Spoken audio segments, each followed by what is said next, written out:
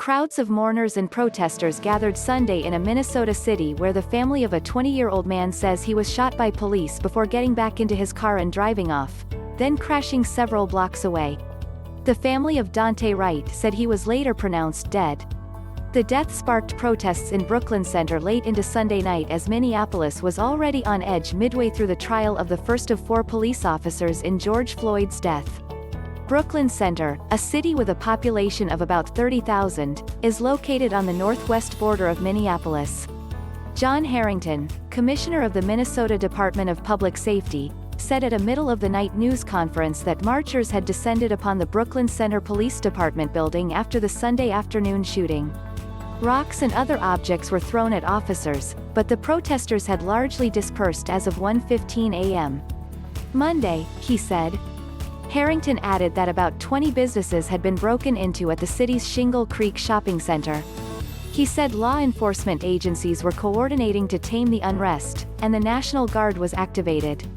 Brooklyn Center Mayor Mike Elliott announced a curfew in the city until 6 a.m. Monday. In a tweet he said, "We want to make sure everyone is safe. Please be safe and please go home." Brooklyn Center Police said in a statement that officers stopped an individual shortly before 2 p.m. Sunday. After determining the driver had an outstanding warrant, police tried to arrest the driver. The driver re-entered the vehicle and drove away. An officer fired at the vehicle, striking the driver. Police said the vehicle traveled several blocks before striking another vehicle. Police did not identify the driver who was shot but said the Hennepin County Medical Examiner's Office would release the person's name following a preliminary autopsy and family notification. A female passenger sustained non-life-threatening injuries during the crash. A police officer was also transported to the hospital after sustaining injuries, according to EMS Audio, the Star Tribune reported. Officials from the Minnesota Bureau of Criminal Apprehension said the agency was on the scene of a shooting involving a police officer in Brooklyn Center on Sunday afternoon. Meanwhile, the Wrights demanded answers from police.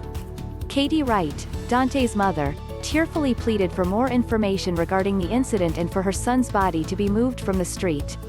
A woman who lives near the crash scene, Carolyn Hansen, said she saw law enforcement officers pull a man out of a vehicle and perform CPR. A passenger who got out of the car was also covered in blood, Hansen said. Public mourners included Wright's family and friends who gathered, wept and consoled each other alongside protesters who jumped atop police cars, confronted officers, carried Black Lives Matter flags and walked peacefully in columns with their hands held up.